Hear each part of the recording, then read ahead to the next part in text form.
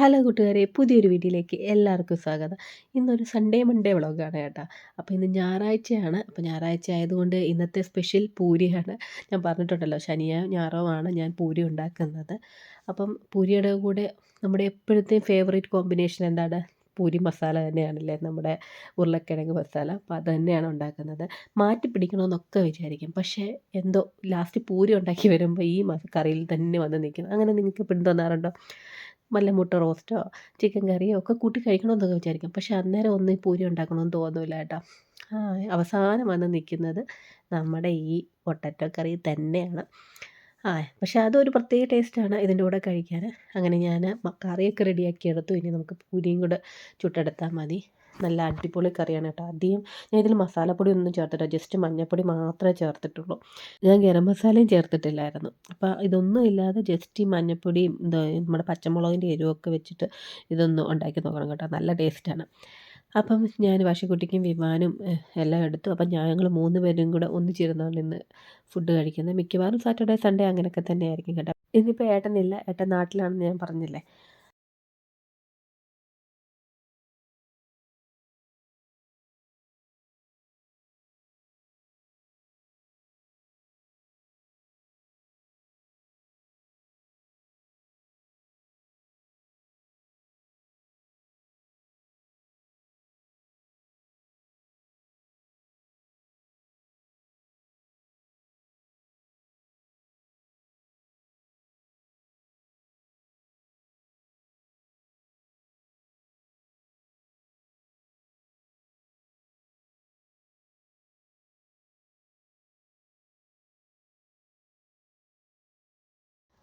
ഇന്ന് കൊള്ളാം കേട്ടോ.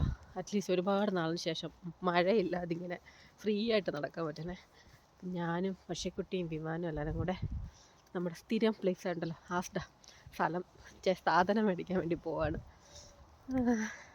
ഏട്ടനെ വിടില്ല, ഏട്ടൻ ഇന്ത്യക്ക് പോയേക്കുവാണ്. അപ്പം നമുക്ക് വേറെ വഴിയില്ല, നടന്ന് പോയേ പറ്റൂ. അപ്പം നമ്മൾ അങ്ങോട്ട് പോവാണ്. തണുപ്പുണ്ട്, പക്ഷെ എന്നാലും കൊള്ളാം. എല്ലാ ആഴ്ചയിലും ഞാൻ ശനിയാഴ്ചയാണ് പോവാറുള്ളത്. പക്ഷേ ഇന്നലെയൊക്കെ നല്ല മഴയും ഒക്കെ ആയിരുന്നു. അപ്പോൾ അതുകൊണ്ട് പിന്നെ ഈ നടന്നു പോയി സാധനം മേടിച്ചുകൊണ്ട് വരിക എന്നുള്ളത് കുറച്ച് പാടാണ്. അതുകൊണ്ടാണ് പിന്നെ ഇന്ന് പോകുന്നത് കേട്ടോ. അപ്പോൾ ഞാൻ അവിടെ പോയതിന് ശേഷം എനിക്ക് വീഡിയോ ഒന്നും എടുക്കാൻ പറ്റില്ല. വർഷകുട്ടിയും വിമാനും കൂടെ നേരെ ലൈബ്രറിയിലേക്ക് പോയി. അവരാരെങ്കിലും ഉണ്ടെങ്കിലല്ലേ വീഡിയോ എടുക്കാൻ പറ്റത്തുള്ളൂ. അങ്ങനെ ഞങ്ങൾ സാധനങ്ങളൊക്കെ വാങ്ങിച്ചുകൊണ്ട് അതുകൊണ്ട് പോകുന്നു. വർഷക്കുട്ടിയാണ് ട്രോലി വലിച്ചുകൊണ്ട് പോകണത് കേട്ടോ. ഈ വീടിൻ്റെ മുമ്പിലെത്തുമ്പോൾ എപ്പോഴും അക്കരെ അക്കരെ സിനിമയിലെ കോമഡി ഓർമ്മ വരും. കുറ്റവാളികൾ ബോട്ടിലാണ് പോകണമെങ്കിൽ ബോട്ട് കൊണ്ടുവന്ന് വീട്ടുമുറ്റത്ത് കെട്ടിയിടാൻ പറ്റുമോ എന്ന്. കെട്ടിയിടാൻ പറ്റും ഗൈസ്, നോക്കൂ, കെട്ടിയിട്ടിട്ടുണ്ട്. അപ്പം വേണമെങ്കിൽ അങ്ങനെയും ചെയ്യാമല്ലേ. അപ്പോൾ ആ സിനിമ എപ്പോഴും ഓർമ്മ വരും. ഞാൻ അവിടെ എപ്പോഴും ഇങ്ങനെ പാസ് ചെയ്ത് വരുമ്പോഴെല്ലാം. അങ്ങനെ വന്ന ഉടനെ തന്നെ എല്ലാവർക്കും വിശന്നു. അപ്പോൾ ഉച്ചക്കത്തെ ലഞ്ചൊക്കെ എടുക്കുകയാണ്. അപ്പം വെണ്ടയ്ക്ക മെഴുക്കുവരട്ടിയും കൂണ് തോരനും പിന്നെ നമ്മുടെ നെല്ലിക്ക ഉപ്പിലിട്ട് വെച്ചിട്ടുള്ള ചമ്മന്തിയൊക്കെ ഉണ്ടാക്കിയിരുന്നു. അപ്പം നല്ല വിശാലമായിട്ടിരുന്ന് നമ്മുടെ ഉച്ചക്കത്തെ ഊണൊക്കെ കഴിച്ചു കേട്ടോ. ഫുഡൊക്കെ കഴിച്ചതിന് ശേഷം വിവാൻകുട്ടി ഇവിടെ ഇരുന്ന് ടിൻ വിസിൽ വായിച്ചുകൊണ്ടിരിക്കുകയാണ് കേട്ടോ. ഇതിൻ്റെ പേരങ്ങനെയാണ്. നമുക്ക് കണ്ട നമ്മുടെ ഓടക്കുഴൽ പോലെയാണ് തോന്നുന്നത് കേട്ടോ.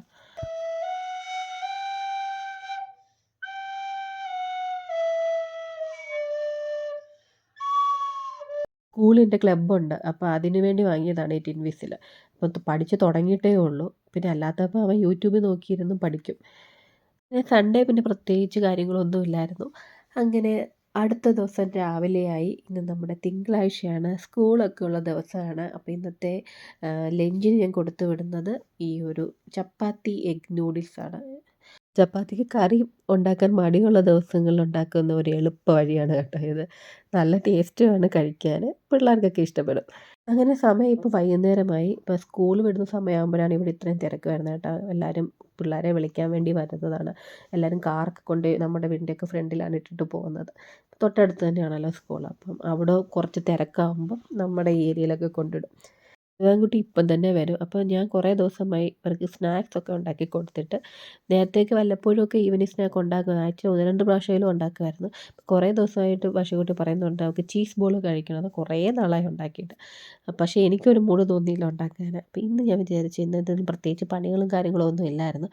ഉച്ചയ്ക്ക് ഞാനിന്ന് കഴിച്ചതും എന്താണ് നമ്മുടെ ചപ്പാത്തി എഗ് നൂഡിൽസ് തന്നെയായിരുന്നു. എനിക്കായിട്ട് ഞാൻ പ്രത്യേകിച്ച് ചോറും കറിയൊന്നും വെക്കാറില്ല കേട്ടോ. ചീസ് ബോളിൻ്റെ റെസിപ്പി ഒന്ന് നോക്കിയാലോ. അപ്പോൾ ഉരുളക്കിഴങ്ങ് ഞാൻ വേവിച്ച് ഉടച്ച് വെച്ചിട്ടുണ്ട്. ഇത് സ്വീറ്റ് കോണും പിന്നെ അതുപോലെ തന്നെ ക്യാപ്സിക്കം, ഇച്ചിരി മല്ലിയില എല്ലാം കൂടി ഇട്ട് കൊടുക്കുന്നുണ്ട്. പിന്നെ ഒരു ടേബിൾ സ്പൂൺ ഞാൻ കോൺഫ്ലവർ ചേർക്കുന്നുണ്ട്. പിന്നെ ആവശ്യത്തിനുള്ള ഉപ്പ്. പിന്നെ എരിവിന് ചില്ലി ഫ്ലേക്സ് ആണ് ചേർക്കുന്നത്.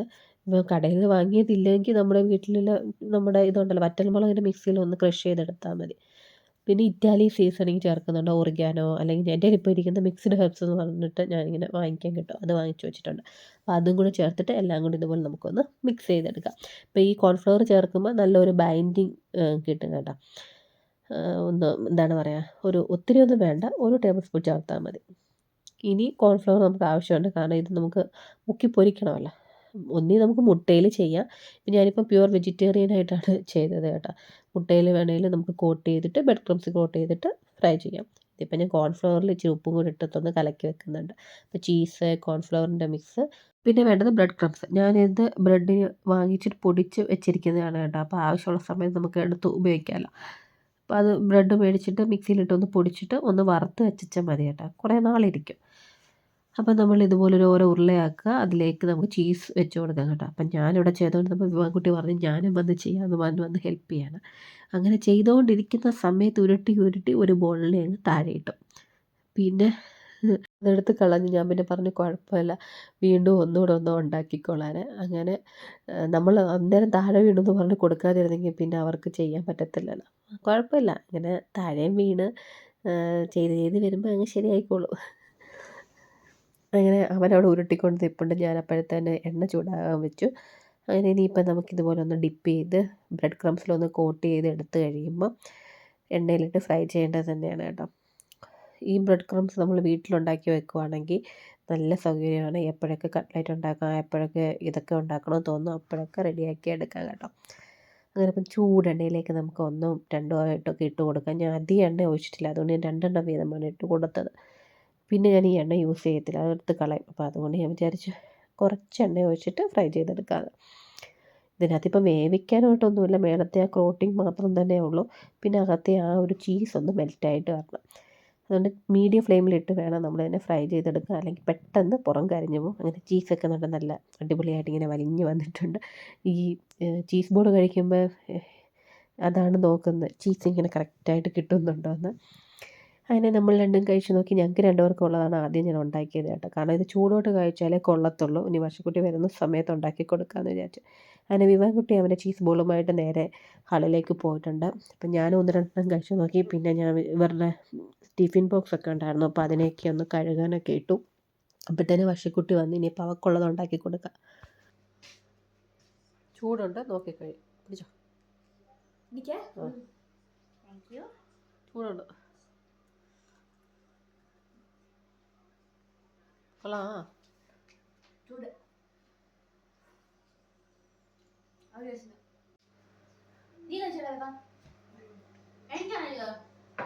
വേണോ, ഒന്നുകൂടെ വേണോ എനിക്ക് വിവാനം?